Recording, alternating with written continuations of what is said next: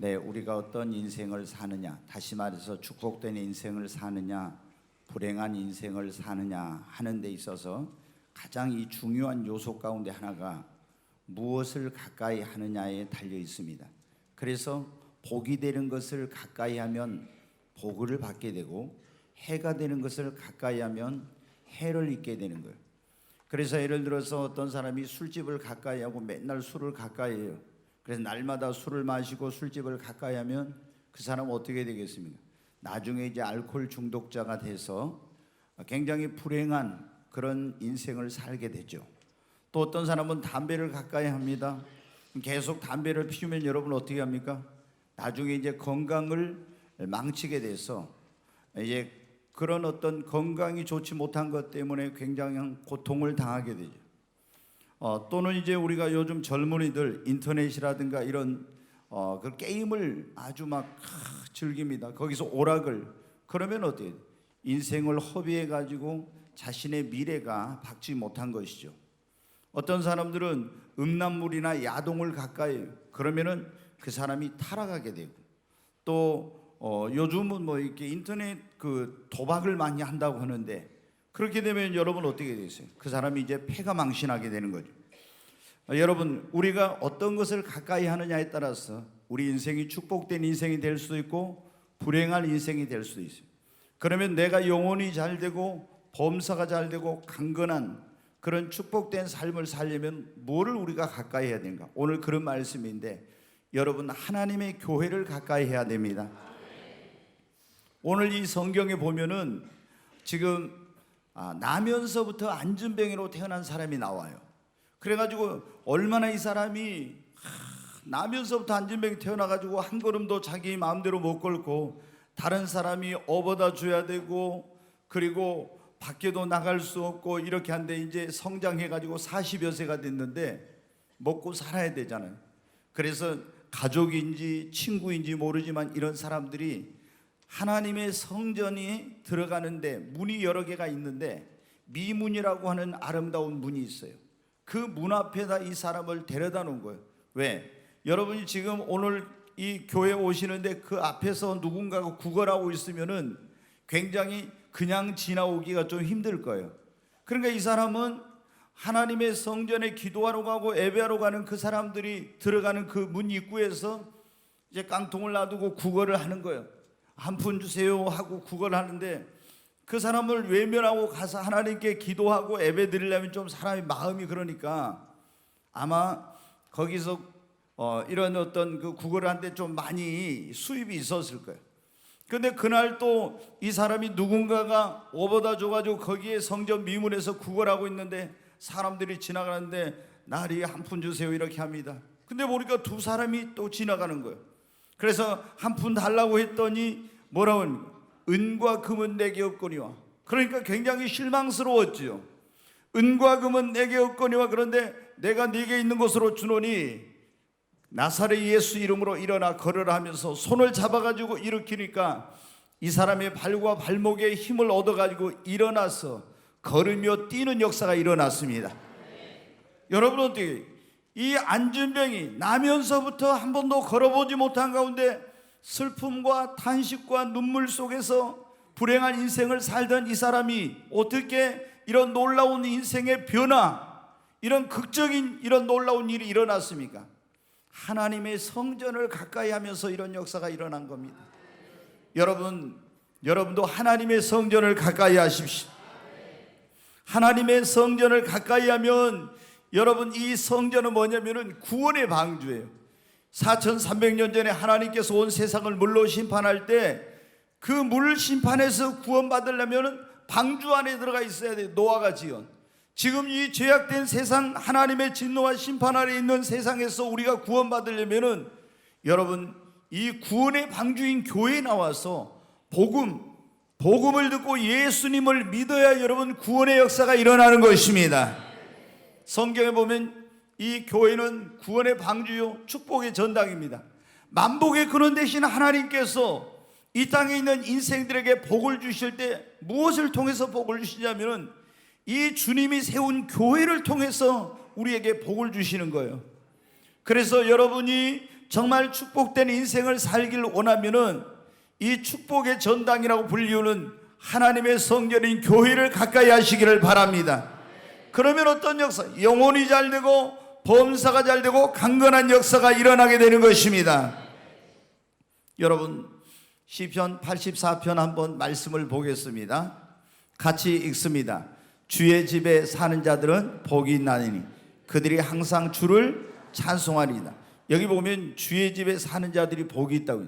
여기 주의 집은 오늘 말하면 교회를 말하는 거예요. 여러분은 오늘 이 복된 자리에 오셨습니다. 이곳이 하나님이 함께 하시는 곳입니다. 여러분, 주의 집에 사는 자는 복이 있다고. 이렇게 우리가 교회를 자유롭게 나갈 수 있는 그런 환경 속에 있는 사람들은 이렇게 오늘 하나님 앞에 나와서 예배를 드릴 수 있다는 것이 얼마나 큰 축복인지 몰라요. 우리 교회도 이제 해양대에 다니는 그런 학생들이 많이 있는데 공부가 끝나면 이제 의무승선 기간 또는 그 이상 계속해서 이제 배를 타는 경우가 있는데, 그러면 여러분은 배 안에 어떻게 돼요? 예수님 믿는 사람들이 이제 여러 명 있으면 거기서 모여서 예배를 드릴 수도 있지만 이런 교회가 없어서 얼마나 그들이 교회가 그립고 이렇게 되는지 몰라요. 여러분, 이 교회는 뭐냐면 성경에 보면 하나님 아버지의 집이에요. 그래서 여러분, 우리가 집에 오면, 성도들이 직장에서 힘들고 어려운 일이 있어도 집에 오면은 내가 안식을 누리고 마음이 편안해지고 이렇게 된 것처럼 여러분이 이 하나님의 성전인 교회에 오면은 여러분의 영혼의 안식이 있기를 바랍니다. 여기서 쉼을 얻어야 됩니다. 새 힘을 얻어야 됩니다. 네, 다시 한번 말씀 보겠습니다. 84편 5절부터 같이 읽습니다. 주께 힘을 얻고 그 마음에 시온의 대로가 있는 자는 복이 있나이다. 여기 보면요, 여러분 5절 놔둬요. 그 하나님의 교회에 오면 어떻게 했나요? 힘을 얻어 주께서 힘을 주십니다. 여러분, 우리가 이 교회를 뭐라고 하냐면 광야 같은 세상에서 우리 영혼의 오아시스라고 그래요. 여러분, 사막에서 오아시스를 만나면은 얼마나 어떻게 돼요? 그 순례자가 힘들고 지쳐 있는데 오아시스를 만나서 거기서 물을 먹고 쉼을 얻으면 다시 여러분 기운을 되찾게 됩니다. 여러분, 우리가 이 광야 같은 세상에 살고 있는 성도들이 교회 와서 여기에서 하나님께서 우리에게 주시는 생수의 말씀, 성령의 생수, 은혜의 생수를 마시면서 우리 영혼이 새 힘을 얻는 것입니다. 그리고 뭐라고 했어요? 시온의 대로, 축복의 대로가 열린다고요. 자, 6절 보겠습니다. 같이 읽습니다. 그들이 눈물 골짜기로 지날 때 그곳에 많은 샘이 있을 것이며 이른 비가 복을 채워주나이다. 아멘. 우리가 인생을 살다 보면 눈물 골짜기를 지날 때가 있어요. 사망의 음침한 골짜기를 지날 때가 있죠. 여러분, 그런 때 있었잖아요. 고통스러울 때 눈물을 흘리면서. 그런데 눈물 골짜기를 지날 때 그곳을 주님은 어때요? 기쁨의 샘으로 변화시켜 주십니다. 그리고 우리 인생의 이른 비, 축복의 이른 비를 우리에게 내려주신다고 했습니다. 7절 말씀 한 번 더 보겠습니다. 같이 읽습니다. 그들은 힘을 얻고 더 얻어나가 시온에서 하나님 앞에 각기 나타나리이다. 아멘. 여러분, 여러분이 교회를 가까이 하면 놀라운 일이 일어나게 됩니다. 여러분의 영혼이 구원을 받습니다. 교회를 가까이 하는 사람은 믿음이 성장합니다. 새 힘을 얻습니다. 시온의 대로가 열리고 눈물 골짜기가 기쁨의 샘으로 변화됩니다. 여러분, 그리고 영혼이 잘 되고 범사가 잘 되는 역사가 일어납니다. 여러분, 이 교회를 가까이 하시기를 바랍니다. 제가 이 목회하면서 보면요, 어떤 때는 바쁘다고 시간이 없다고 교회를 가까이 하지 않고 교회를 멀리한 사람들이 있어요. 아니면 돈 버는 일 때문에. 그러면 어떻게 돼요? 아무리 믿음이 있던 사람도 믿음이 점점 떨어집니다. 그리고 처음에는 그걸 잘 못 느끼는데 나중에 잘 되지 못해요. 하나님께서 성경에 보면 이스라엘 백성들의 애굽에서 종살이 할 때 구원해 가지고 그들에게 하나님이 두 가지를 주셨어요. 첫째는 뭐냐면은 하나님이 십계명과 말씀을 주시고, 또 하나는 하나님께서 이 하나님의 백성에게 성막이라는 걸 짓도록 하셨어요. 그래서 이 하나님의 백성이 하나님의 말씀대로 살려면, 그 하나님의 백성답게 살려면 말씀을 알아야 되니까 말씀을 주시고, 또 하나는 성막을 지어서 그 성막에서 하나님을 예배하도록 이렇게 하기 위한 거였어요. 근데 성막을 탁 짓고 봉헌식을 했더니 그날 어떤 일이 일어나는, 하늘에서 구름 기둥 불기둥이 그 성막 위에 딱 떠오르는 거예요. 광야에는 길이 없는 곳이었어요. 물도 없고 양식도 없는. 그런데 이스라엘 백성들이 성막을 가운데도 짓고 12지파가 동서남북으로 세 지파씩 해가지고 탁 진을 치고 성막 중심으로 해가지고 구름기둥 불기둥의 인도를 따라가니까 어떻게 돼요? 광야에서 그 뜨거운 곳에서 낮에는 구름기둥, 그 구름기둥이 인도하고 보호해줘요. 밤에는 불기둥이, 광야는 추운데 보호해주고 인도해줘요. 그리고 성막 주변에 매일 새벽마다 양식이 없는 광야에서 하늘에서 만나라는 양식을 내려주세요. 물이 없는 곳에서 하나님이 반성을 쳐서 물을 주십니다. 그리고 이 구름기둥 불기둥의 인도를 따라간 사람이 하나님께서 예비하는 적과 꾸려온 가나안 땅에 이르게 된 거예요. 여러분, 이 하나님께서 구약의 이스라엘 백성들이 만들었던 성막은 오늘날 뭐냐? 이 교회를 말하는 거예요. 우리가 이 교회를 가까이 할 때 하나님께서 우리 영혼이 줄이지 않게 합니다. 목마르지 않게 해주시고 방황하지 않게 해주시고 하나님이 우리를 보호해 주시고 지켜주시는 것입니다. 여러분, 하나님의 성전을 가까이 하시기를 바랍니다. 성전을 가까이 하는 사람, 성전 중심의 삶을 사는 사람들은 하나님께서 놀라운 축복의 문을 열어주십니다. 그러나 성전을 멀리하면 어떻게 해야 되냐? 누가복음 15장에 보면 탕자의 비유라는 그런 비유가 나오는데, 이 둘째 아들이 아버지 집을 떠났어요. 아버지 집을 떠나니까 여러분 멀리하니까 아버지의 간섭을 받지 않아서 좋았지만은 그 인생의 불행과 고통이 찾아오게 됩니다. 그래서 결국에 어떻게 돼요? 이 실패하고 모든 것을 다 잃어버리고 돼지 치는 곳에 가서 돼지가 먹는 쥐염 열매를 먹어도 배가 고파서 죽을 지경. 왜 이렇게 됐어요? 아버지 집을 떠나서 멀리하다가 이렇게 됩니다. 거기는 비유인데 이 아버지 집은 바로 교회를 말해요. 성도들이 교회를 멀리하고 세상으로 가면은 성공할 것 같지만 여러분 실패합니다. 잘 되는 것 같지만 잘 되지 못하고 이런 불행과 고통스러운 삶을 살게 된다는 걸 말씀하고 있어요. 근데 이 아들이 그때 뭘 했어요? 깨닫고 다시 아버지 집으로 돌아오니까 모든 것들이 다시 회복되는 역사가 있었잖아요. 여러분 가운데도 교회를 다니다가 교회를 안 다니고 중간에 어떤 시험에 들었거나 문제가 있었거나 어떤 일로 인해서 그랬던 분들이 있을 거예요. 여러분 교회를 멀리할 때 여러분 잘 되든가요? 잘 되지 못합니다. 여러분의 마음에 평안이 있습니까? 평안이 없습니다. 여러분이 하나님의 교회를 가까이 할 때 하나님께서 여러분에게 축복의 문을, 시온의 대로를 열어주시고 축복의 이른 비와 늦은 비를 내려주시는 것입니다. 우리 영혼이 잘 되고 범사가 잘 되고 강건하려면요, 그래서 하나님의 교회를 가까이 해야 돼요. 이 교회에 나와서 하나님께 예배하고 새 힘을 얻고 이렇게 나가야 세상에서 이길 수가 있습니다. 여러분, 우리가 무엇을 오늘 가까이 하느냐 하는 것이 우리 인생의 행복과 불행, 성공과 실패, 이 축복된 삶을 사느냐 그렇지 못하느냐 결정하는, 첫째 하나님의 교회를 가까이 하고, 두 번째는 생명과 복의 근원 되신 하나님을 가까이 해야 됩니다. 여러분, 정말 그 무엇보다도 하나님을 가까이 하십시오. 시편 73편 한번 보겠습니다. 같이 한번 읽습니다. 하나님께 가까이함이 내게 복이라. 내가 주 여호와를 나의 피난처로 삼아서 주의 모든 행적을 전파리이다. 여기 보면 하나님께 가까이함이 내게 뭐라고요? 복이라고. 여러분, 하나님 안에 모든 것이 있습니다. 그분 안에 구원이 있고 그분 안에 생명이 있고 그분 안에 부와 물질과 그분 안에 모든 것이 여러분 다 하나님 안에 여러분이 있습니다. 그러니까 하나님을 멀리하면은 절대로 여러분 어때요? 하나님 주시는 그런 은혜와 복을 누릴 수 없어요. 하나님을 가까이 하는 자가 하나님께 이런 축복을 받을 수가 있어요. 성경에 보면 아브라함이라는 사람이 나옵니다. 우리가 축복의 조상이라고요. 근데 원래 아브라함은 어떻게 돼요? 하나님을 모르고 조상 대대로 우상 숭배했던 그런 사람입니다. 그런데 아무리 애쓰고 노력해도 굉장히 가난을 벗어버리지 못하고 자식도 없는 그런 가운데서 불행한 삶을 살았었습니다. 근데 어느 날 하나님을 만나고 나서 그때부터 어떻게 돼요?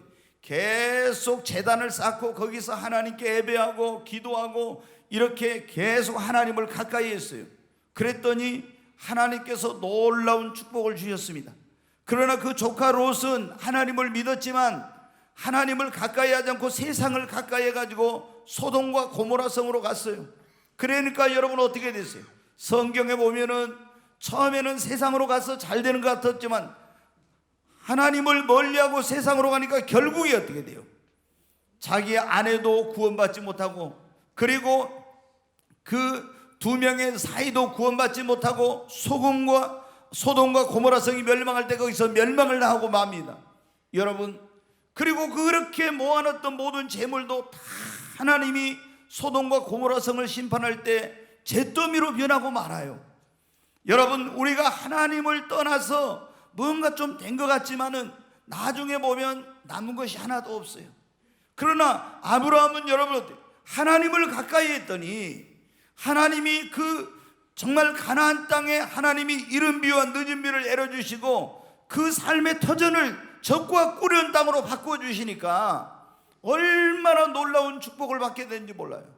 여러분, 우리가 아무리 애쓰고 노력해도 하나님이 도와주시지 않으면 안 됩니다. 여러분이 하나님을 가까이 하시기를 바랍니다. 이스라엘 민족의 역사를 보면 여러분 어디 그들이 하나님을 가까이 하고 하나님을 찾았을 때는 하나님이 세계 모든 민족 위에 뛰어나게 해주셨어요. 그러나 그들이 하나님을 멀리할 때는 여러분 어디 다 우상 숭배하고 하나님 멀리할 때는 나라가 망하고 포로로 끌려가고 얼마나 고통스러운 삶을 살았는지 몰라요. 여러분, 우리는 하나님만이 우리의 복임을 깨달으시기를 바랍니다. 예레미야 17장 한번 13절 보겠습니다. 같이 읽습니다. 이스라엘의 소망이신 여호와여, 무릇 주를 버리는 자는 다 수치를 당할 것이라. 무릇 여호와를 떠나는 자는 흙에 기록되오리니 이는 생수의 근원 되신 여호와를 버림이니이다. 아멘. 여기 보면 이스라엘의 소망이신 여호와여, 하나님의 이제 성과 여호와죠. 무릇 주를 버리는, 하나님을 버린 자는 다 뭐를 당한다고요? 수치를 당해요. 하나님을 떠나. 무릇 여호와를 떠난 자는 흙에 기록되리니. 여러분, 영원히 기억되는 게 아니야. 이는 생수의 근원 되신 여호와를 버림이라고. 여러분, 우리 사람 몸도 70%가 물로 돼 있다고 그러죠. 우리가 이 물이 생명의 근원이라고 그래요. 근데 생수의 근원 대신 하나님을 버리면 어떻게 돼요? 결코 우리가 이게 만족함이 없는 그런 삶을, 축복된 삶을 살 수가 없는 거예요. 그러나 하나님을 의지하고 하나님을 가까이 하면 어떻게 되냐? 자, 예레미야 17장 같이 한번 읽겠습니다. 그러나 무릇 여호와를 의지하며 여호와를 의뢰하는 그 사람은 복을 받을 것이라. 그는 물가에 심어진 나무가 그 뿌리를 강변에 뻗치고 더위가 올지라도 두려워하지 아니하며 그 입이 청청하며 가무는 해도 걱정이 없고 결실이 그치지 아니함 같으리라. 아멘. 보세요. 하나님을 가까이 하고 하나님을 의지하는 사람은 물가에 심어진 나무가 그 뿌리를 강변에 뻗친 것 같다고. 그러면 물가에 심어진 나무가 강변에 뿌리를 뻗치고 있으면 어때요? 더위가 와도 두렵지 않아요. 이거는 말하면 우리 인생의 어떤 어려운 시기를 말하는 거예요. 그 입이 청청하며 가무는 해도, 예를 들어 막 경제 불황 이런 걸 말해요. 이런 게 와도 걱정이 없고 결실이 그치지 아니한 것 같다고. 여러분, 왜? 하나님이 그분이 뭐라고 해요? 생수의 근원이라고 했잖아요. 그럼 우리가 하나님을 의지하고 살면은 생수의 근원 되신 그분 안에 우리는 심겨진 나무와 같은 것입니다. 그러니까 어떤 인생의 시련과 어려움도 이겨낼 수 있고 결실이 그치지 않은 것 같이 그런 하나님의 은총을, 축복을 누리게 되는 것입니다. 여러분, 하나님을 가까이 하시기를 바랍니다. 시편 기자는 뭐라고요? 여호와를 가까이 하는 것이 내게 복이라고. 아멘.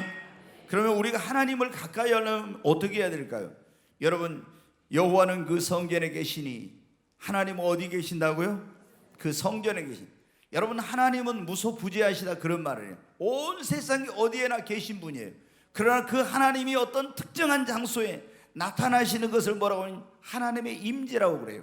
근데 하나님은, 그분은 온 우주에 어디에나 존재하신 전지전능하신 무소부재하신 하나님이시지만 특별한 장소에 하나님께서 임하시고 나타나는데 그게 뭐냐면 바로 교회예요. 이 성전을 뭐라고 하냐면 하나님 아버지의 집이라고 합니다. 여호와는 그 성전에 계시니 온천하는 그 앞에서 잠잠할지어다. 하나님이 오늘 이곳에 우리와 함께 하십니다.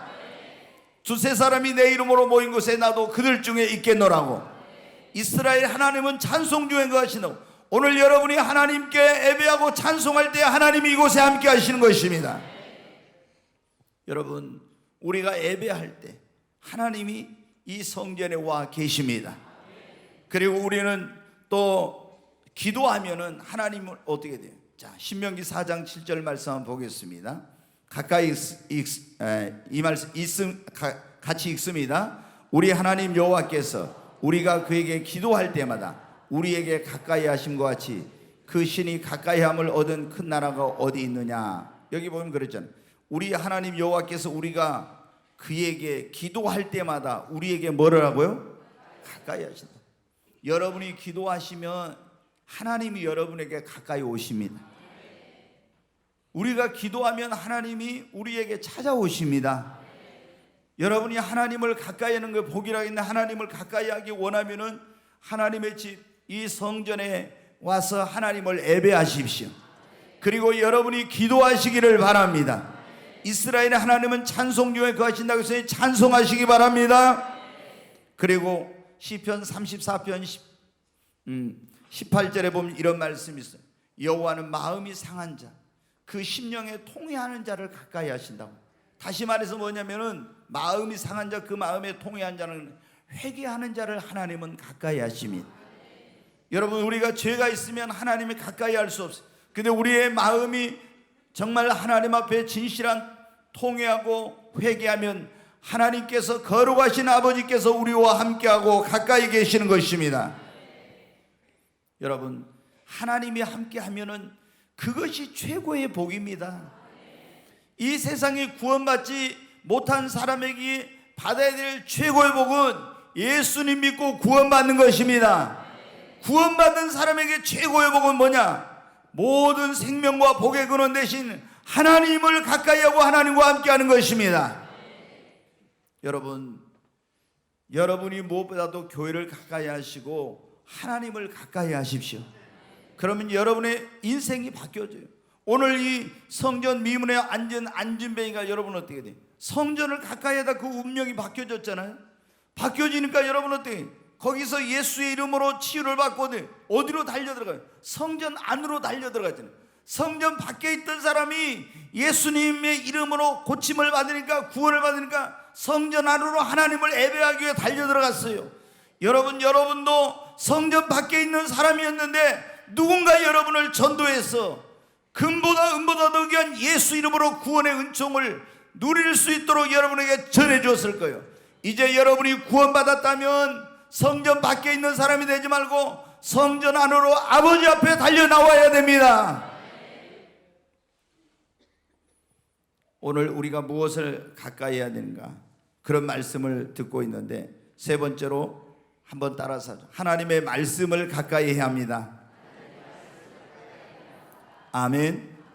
네, 이 성경에 보면 예수님께서 그런 말씀이에요. 사람이 떡으로만 살 것이야, 밥으로만 살 것이 아니라 뭐로 산다고요? 하나님의 입에서 나오는 모든 말씀으로 살 것이나. 우리 육신은 뭐를 먹어요? 밥을 먹어야 살아요. 그런데 사람은 이 안에 영혼이라는 게 있어요. 근데 영혼은 뭐를 먹어야 사느냐면은 영의 양식인 하나님의 말씀을 먹어야 삽니다. 옆에 있는 분에게 영혼의 양식인 말씀을 먹어야 영혼이 삽니다. 아멘. 네, 여러분, 이스라엘 백성들이 광야를 갈 때 매일 새벽마다 만나가 내려왔잖아요. 그걸 안 먹으면 광야에서 죽어요. 우리는 지금 광야 같은 세상에 살고 있는데 육신의 양식만 먹어서는 안 되고 내 영혼이 살려면 하늘에서 내려주는 신령한 양식을 먹어야 됩니다. 그게 하나님의 말씀입니다. 매일 이 말씀을 먹어요. 우리는 밥은 하루에 3끼씩 먹고, 만약에 밥을 안 먹으면 배고파서 힘이 없고 계속 안 먹으면 죽게 되죠. 근데 여러분, 많은 분들이 하나님의 말씀이 내 영혼의 양식이라는 걸 모르고 이 영혼의 양식을 안 먹어. 그럼 내 영이 어떻게 돼? 내 영이 힘이 없고 내 영이 죽어가는 거예요. 그러니까 사람은 영과 혼과 육이 있는데 영혼이 살려면은 이건 밥으로가 아니라 하나님의 말씀을 먹어야 살아요. 여러분이 하나님의 말씀을 가까이 하십시오. 성경에 보면 주의 말씀은 내 발의 등이요 내 길의 빛이 되시나이다 그랬어요. 하나님의 말씀은 우리의 인생의 갈 길을 비춰주는 등불이며 안내해주는 빛입니다. 왜 많은 사람들이 세상에서 갈 길을 알지 못하고 방황하고 어둠 속에 헤매느냐? 그러면은 하나님이 말씀을 통해서 우리의 갈 길을 비춰주시는데 말씀을 가까이 하지 않으니까, 빛이 없으니까 그렇게 되는 거예요. 그래서 시편 기자는 주의 말씀은 내 발의 등이요 내 길의 빛이 되시나이다, 이렇게 말했어요. 여러분도 하나님의 말씀을 가까이 하고 이 말씀을 읽고 묵상하면 그 말씀이 여러분의 앞길을 비춰줄 것입니다. 또 성경에 보면 하나님의 말씀은 성령의 검이라고 했어요. 마귀하고 우리가 싸워서 이기려면 여러분은 어떻게 돼요? 우리가 뭐 미사일을, 핵무기를 이런 거는 마귀를 못 이겨요. 성경에 보면 영적인 이 영물이 마귀를 이기는 것은 예수님께서 기록되었을 때 하나님의 말씀으로 예수님께서 마귀를 찔렀어요. 우리도 여러분 영적 전쟁에서 승리하려면 하나님의 말씀을 가까이 하고 이 말씀으로 무장되어 있어야 됩니다. 오늘 제가 저녁에 성경 공부가 뭐냐면 영적 전쟁이라는 그런 성경 공부를 해요. 영적 전쟁. 이 영적 전쟁은 굉장한, 이게 이 전쟁에서 승리를 해야 돼요. 근데 우리가 예수님을 믿는 사람들이 영적 전쟁에서 마귀와의 싸움에서 승리하려면 반드시 성령의 검인 하나님의 말씀을 가져야 됩니다. 이 말씀을 가까이 하지 않은 사람은 마귀를 못 이겨요. 예수님이 다 마귀를 물리쳤잖아요. 뭐로? 말씀으로. 기록되었을 때 주 너의 하나님을 경배하고 다만 그를 섬기라 하면서 물리쳤어요. 기록되었을 때 사람이 떡으로만 살 것이 하나님의 입에서 나올 말씀으로 살 것이나 하였느니라. 그렇게 하면서 다 말씀으로 물리친 거예요. 여러분, 그래서 이 또 성경에 보면 하나님의 말씀은 우리의 영혼에 참된 음료, 생수라고 말씀하고 있어요.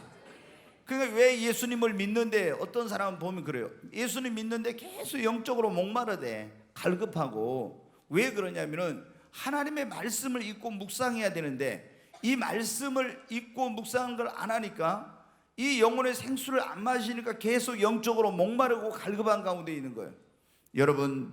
여러분이 하나님의 말씀을 가까이 하면 어떤 일이 일어나? 자, 여호수아서 1장 8절 말씀 한번 보겠습니다. 같이 읽습니다.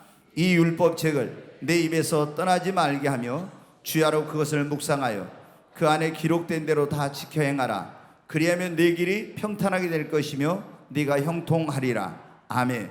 여기 보면 하나님이 여호수아에게 그렇게 말씀해요. 이 율법책, 하나님의 말씀을 네 입에서 뭐라고요? 떠나게 하지 말고 주야로 그것을 묵상하고 그리고 그 안에 기록된 대로 다 지켜 행하라. 그리하면 네 길이 어떻게 될까요? 평탄하게 되고 또 네가 형통하게 되리라. 여러분 평탄하게 되길 원하십니까? 형통하게 되길 원하십니까? 하나님의 말씀을 주야로 묵상하고 그 가운데 기록한 것을 여러분이 지켜 행하시기를 바랍니다. 말씀을 가까이 하고 말씀대로 살 때 하나님이 그 길을 평탄하게 하고 형통하게 해주시는 겁니다. 자, 시편 1편을 한번 보겠습니다.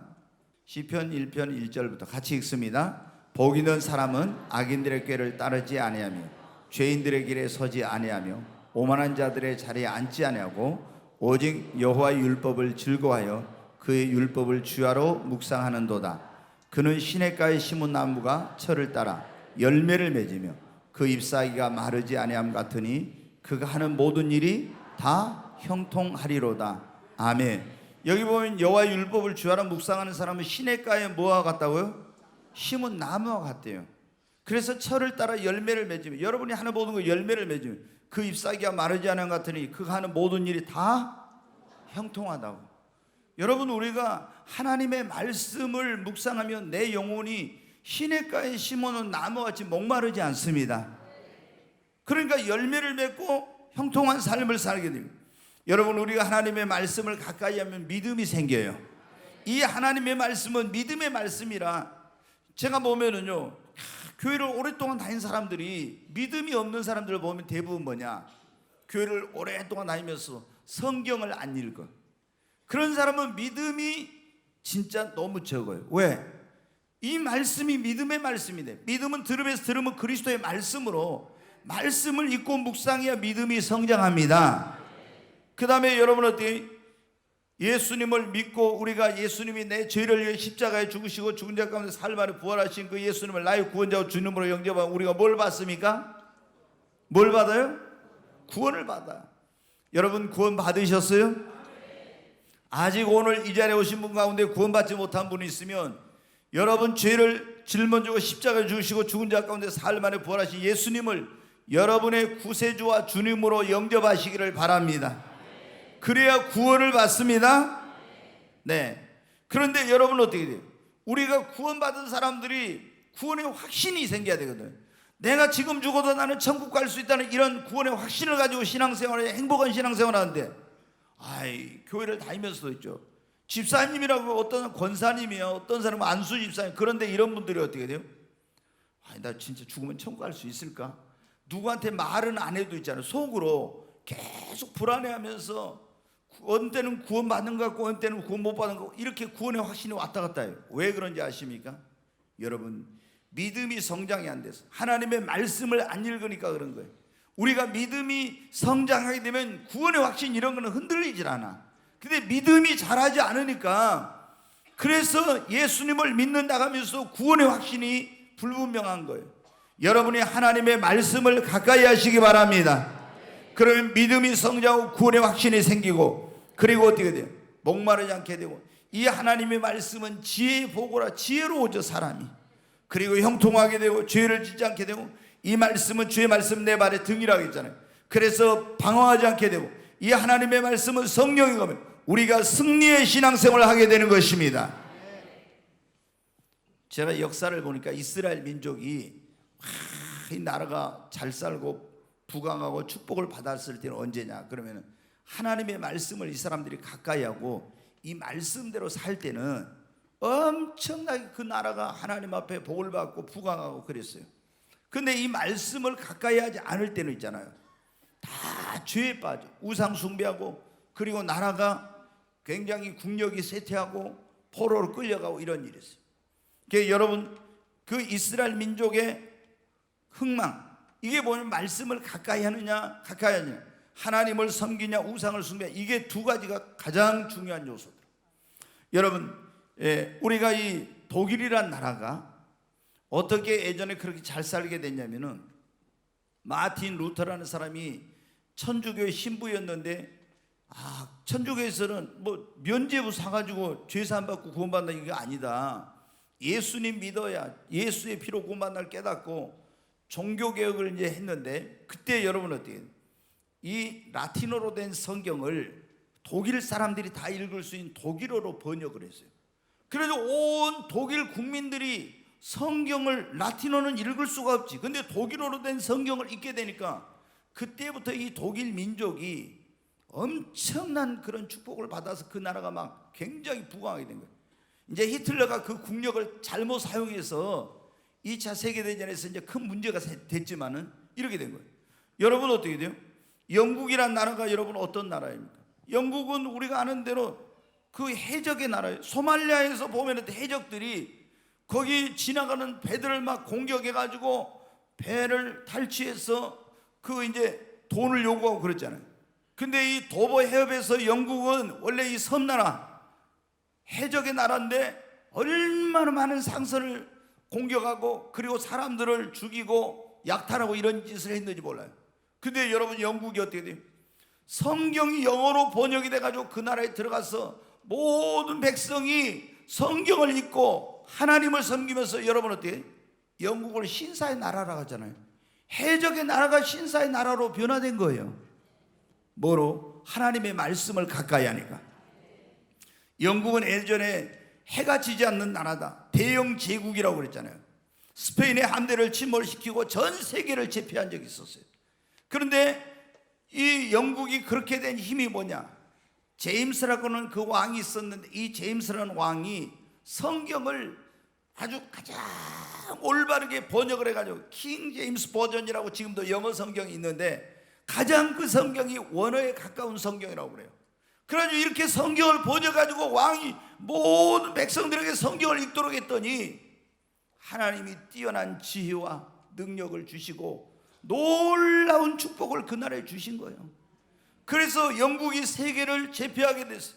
근데 이 사람들이 이제 점점 기독교가 어떻게 개신교에서 가톨릭의 똑같은 가톨릭과 마찬가지인 성공회라는 그런 딱 그 국교를 만들어 가지고 성경을 안 읽으니까 어떻게 돼요?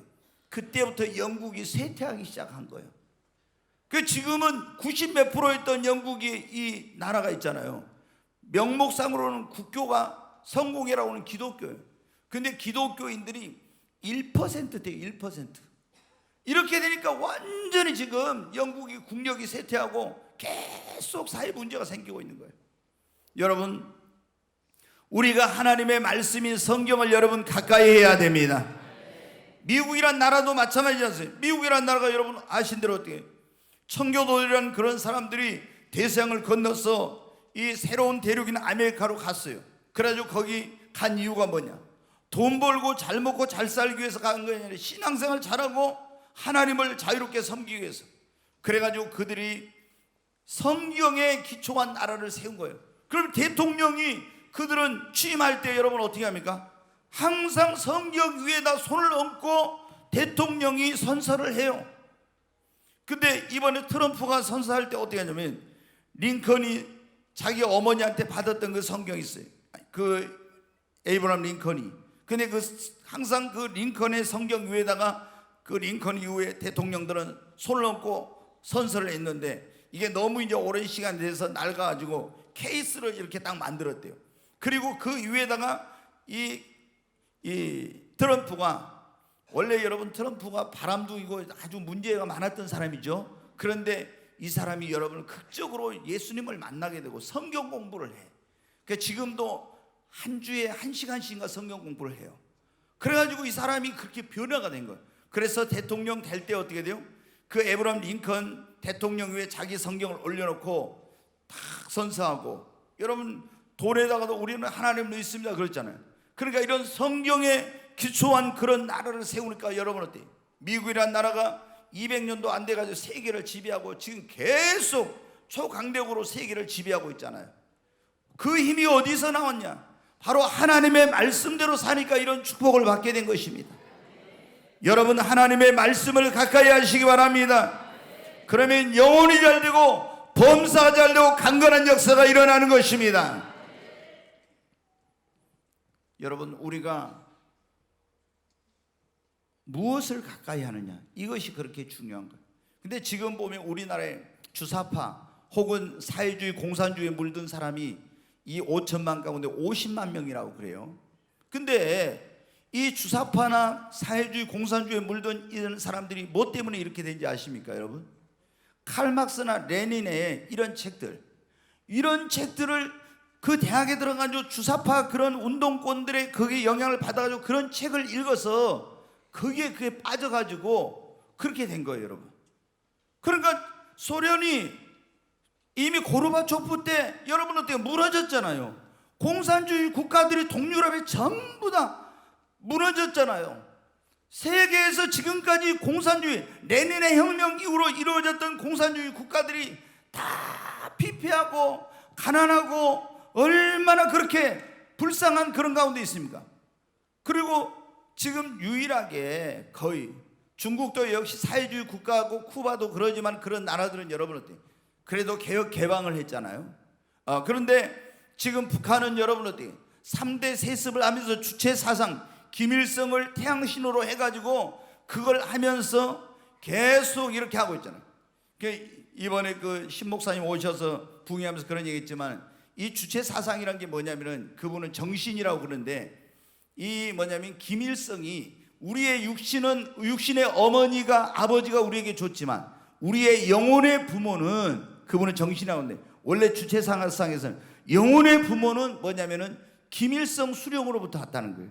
그래가지고 여러분 주체 사상에서 김일성을 뭐라고 하냐? 어버이 수령이라고 하는 거예요. 그러니까 이 남쪽에 있는 주사파에 빠진 그런 어리석은 인간들도 있잖아요.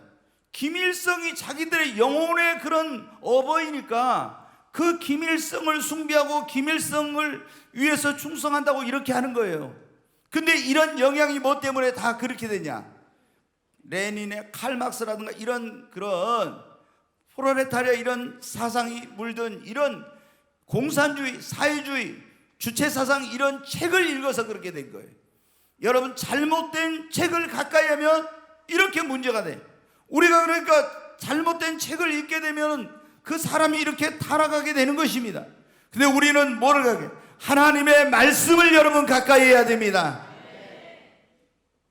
너희는 여호와의 말씀을 가까이, 그 가운데 빠진 것이 하나도 없고 다 이 하나님의 말씀 안에 여러분 우리의 인생의 길이 있습니다. 이제 한 가지만 더 말씀을 드리고 마치려고 합니다. 우리가 무엇을 축복된 삶을 살려면 가까이, 우리의 신앙과 삶에 유익을 주고 축복을 주는 사람들을, 축복을 가져다 주는 사람들을 가까이 해야 됩니다.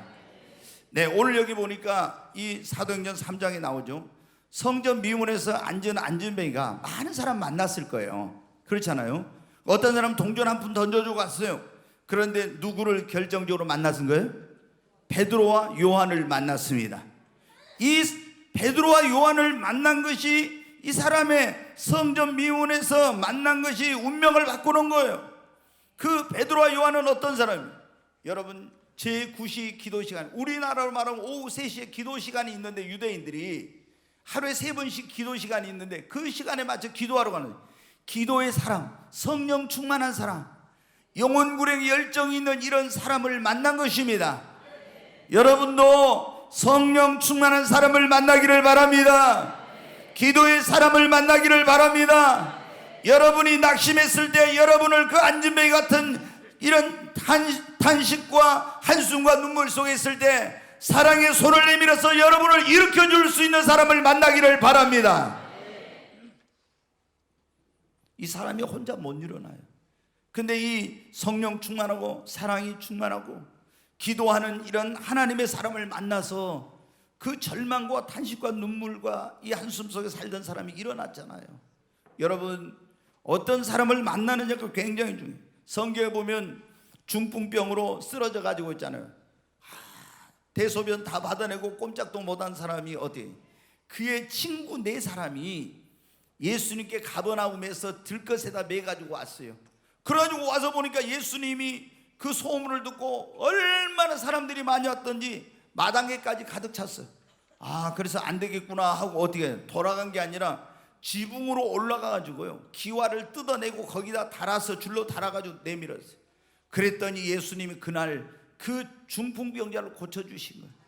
왜? 친구를 잘 만났습니다. 다니엘도 여러분 성경에 보세요. 다니엘이 물론 열심히 하루에 3번씩 기도한 사람이요, 그러나 자기 기도만 갖고 여러분 그렇게 된 게 아니에요. 다니엘의 세 친구 사드락과 메삭과 아벳느고 어려운 일 있으면 기도부터 하고 같이 철회하면서 기도하고 항상 이랬잖아요. 여러분, 여러분에게도 이런 친구가 있기를 바랍니다. 맨날 어디 세상적인 거 추구하면서 놀러 가자, 뭐 어떤 세상 쾌락 즐기자, 뭐 이런 친구 아니고 있죠. 어떤 그런 사람들을 가까이 하면은 육신적이고 세상적이고 정욕적이고 쾌락을 추구하고 이런 거 가까이, 이런 걸 추구하는 사람들을 가까이 하면 여러분 영혼 잘 되지 못해요. 우리가 주님을 사랑하고 기도하고 성령 충만하고, 그리고 정말 여러분 어떻게 돼요? 긍정적이고 그리고 영혼을 사랑하고 축복받은 이런 사람들을 가까이 해야 됩니다. 여러분, 친구를 사귀어도 축복받은 사람들을 가까이 해야 돼요. 아멘. 실패한 사람들을 만나면요, 맨날 안 된다는 얘기, 할 수 없다는 얘기, 맨날 이런 부정적이고 비판적인 얘기만 해요. 그런데 성공한 사람들, 축복받은 사람들은요, 아니에요. 여러분, 할 수 있다, 하면 된다, 긍정적인 그런 마인드를 가지고 있어요. 아멘. 여러분, 축복의 사람들을 가까이 하면 나도 축복을 받아. 근데 실패한 사람들, 부정적인 사고 이런 걸 가지고 있는 사람들을 가까이 하면은, 비판적인 그런 사람들을 가까이 하면 나도 그걸 삐딱하게 돼요. 여러분 봐세요. 교회 와가지고 예배를 딱 드리러 왔는데 여러분 긍정적인 사람은 말씀을 들으면서 아멘 아멘 하면서 은혜를 받아. 근데 삐딱한 사람은 어떻게 돼요? 목사님 뭐 넥타이가 왜 오늘 어쩐다냐, 엉뚱한 데다 신경 써. 그리고 이렇게 교회가 아름답게 지어졌으면 어때요? 딱 이렇게 진짜 너무 좋다 이렇게 하면서 하면 좋은데 어때요? 야, 돈을 여기다 아예 발랐구만. 그래가지고 어떻게 돼요? 아니 돈을 쓸 데가 없어 이런 데서 막 하면서 돈을 발랐다고 이런 식으로 한 거예요. 여러분 어때요? 저도 건물 짓는데도 돈 투자를 한 사람은 아니었어요.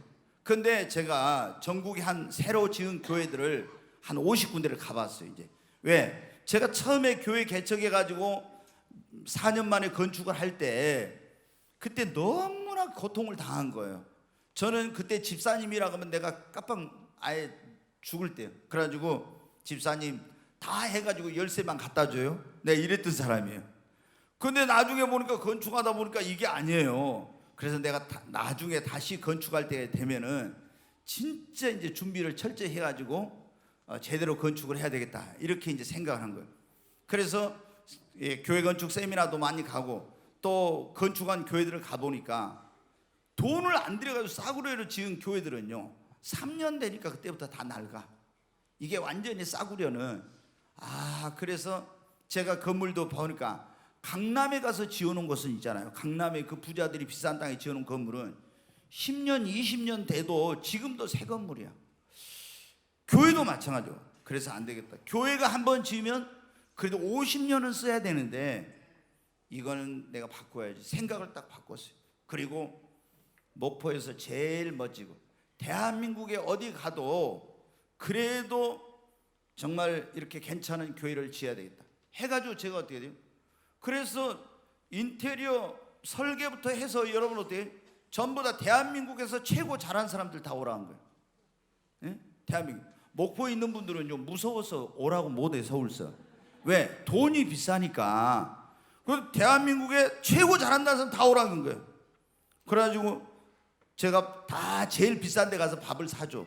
그리고 이야기를 쫙 제가 이렇게 얘기를 해줘요. 그러면 이분들이 있잖아요. 꿈의 교회를 한번 해봐야 되겠다. 그래가지고 어떻게든 이제 꿈의 교회 이제 설계를 하려고 난리더라고. 또 인테리어도 하려고. 근데 뭐 다 할 수는 없잖아요. 아무리 이렇게 해도 자기가 하고 싶어도 그런 제가 원하는 거 또 그런 그 수준이 있잖아요. 근데 그걸 못한 사람은 떨어진 거죠. 그래서 설계해서 떨어진 데는 100만 원씩 줬어요. 떨어진 데는 100만 원씩 고생했으니까. 인테리어는 이거 설계하려면요 투시도 이런 거 만들면 돈이 많이 들어. 그래서 떨어진 데는 500만 원씩 줬어요. 그냥 우리 집사람이 그래요. 우리도 빚내갖고 교회 건축한데 뭔 지그들이 잘못해가지고 떨어진데 100만 원씩 주고 500만 원씩 주냐고. 그래도 하나님이 다 채워주실 거예요. 교회가 그 사람들한테 마음 아프게 하면 안 되니까. 어떤 사람은요 제가 돈을 좀 뭐 수고비 좀 보내주겠습니다 하니까요 몇십만 원이나 보내줄 줄 알고 그랬는가 통장 계좌번호를 안 보내요. 그 사람은 후회했을 거예요. 근데 저는 500만 원씩 보내니까 40년 인테리어한 대한민국에 엄청나게 많이 하신 분이 장로님, 그분이 떨어졌는데 그런 거예요. 저한테 전화 가지고 목사님 제가 40년 교회 인테리어 하면서 이런 적은 처음이다고. 그래가지고 이제 감동을 받아가지고 저희 교회 한번 오겠다고 그래요. 근데 여러분 어때요? 이번에 심화보 목사님 자기 교회가 막 대한민국 막 잘 지었다고 큰 소리 쳤던 사람인데 여기 와가지고 쫄았잖아요. 그래가지고 뭐라고요? 서울에도 이런 교회 없는데. 이제 여러분 어때요? 제가 대한민국에서 그래도 손가락에 꼽을 정도 된다고 하니까 전에 안 믿었는데 여러분 좀 믿어집니까? 근데 이걸 긍정적으로 생각하면 얼마나 좋아요. 저는 그랬어요. 지금 아파트가 얼마나 좋게 지었습니까? 근데 그 아파트 그렇게 좋은 데 살다가 교회 와가지고 깨재자 하면요 사람들이 교회 오고 싶은 마음 없어요. 근데 교회 딱 와가지고 어떻게 돼요? 모든 냉난방도 시스템으로. 그리고 지금 여기 이런 것도 전부 다 LED입니다. 이게 전부 다 LED로 돼 있어요. 이게 굉장히 비싸죠. 그냥 일반 등하고는. 그리고 이런 것들을 시설한대. 근데 과감하게 하나님이 채워주실 것이다. 그러게 했어요. 근데 이걸 보고 부정적으로 생각한 사람은 어때요? 은혜를 못 받아. 여러분 긍정적으로 받아들여야 돼요. 그러니까 우리가 사람을 가까이 할 때도 부정적인 사람, 비판적인 사람, 축복 못 받은 사람, 이런 사람 가까이 하면요 절대 여러분이 안 돼. 그러니까 여러분이 사람을 그런 가까이 할 때도 정말 나의 신앙과 삶에 유익이 되고 축복을 줄 수 있는 그런 사람을 가까이 해야 됩니다. 삼손은 봐요. 맨날 들릴라 이쁘긴 하지만 애교도 많았을 거예요. 그런 여자를 가까이 하다가 어때 능력도 잃고 사명도 잃고 불행하게 됐잖아요. 솔로몬도 여러분은 하나님께 엄청 축복을 받았지만 이방 여인들 공주들 좋아하다가 이 나라가 망하게 됐잖아요. 여러분 왜 이래요? 친구를 그리고 가까이 하지 말아야 될 사람을 가까이 하니까 이렇게 된 거예요. 그러나 안진병이 오늘 중풍병자 또 여러분 다니엘 이런 사람들을 보면 정말 좋은 사람들을 가까이 한 거예요. 여러분 여러분의 신앙과 삶의 유익을 주는 사람들을 가까이 하시기 바랍니다. 누가복음 15장에 제가 탕자 그 비유 얘기했잖아요. 탕자도 보세요. 왜 그렇게 됐습니까? 아버지 집을 떠나가지고 가서 누구를 가까이, 창기들과 술친구들을 가까이 했다고 나오잖아요. 그래도 다 창기들하고 만나가지고 그렇게 하니까 어떻게 돼요? 그렇게 인생이 된 거예요. 그 잘못을 깨닫고 이제 아버지 앞으로 돌아왔으니까 다행이지. 여러분 우리는 믿음의 사람, 기도의 사람, 성령 충만한 사람, 긍정적인 사람, 주님을 사랑하고 영혼을 사랑하고 축복받은 사람들을 가까이 하십시다. 오늘 우리가 무엇을 가까이 해야 될까 그런 말씀을 드렸습니다. 첫째, 하나님의 축복의 전당 구원의 방주인 교회를 가까이 하십시오. 생명과 복의 근원 되신 하나님을 가까이 하시기 바랍니다. 그리고 하나님의 말씀을 가까이 하시고 축복의 사람들을, 믿음의 사람들을 여러분 가까이 하시기 바랍니다. 그래서 오늘 성전 미문에 앉은 안진뱅이가 사람을 잘 만나고 성전을 가까이 해서 이런 인생이 변화되고 놀라운 축복의 역사가 있었던 것처럼 여러분에게도 이런 역사가 있기를 주님의 이름으로 축원합니다.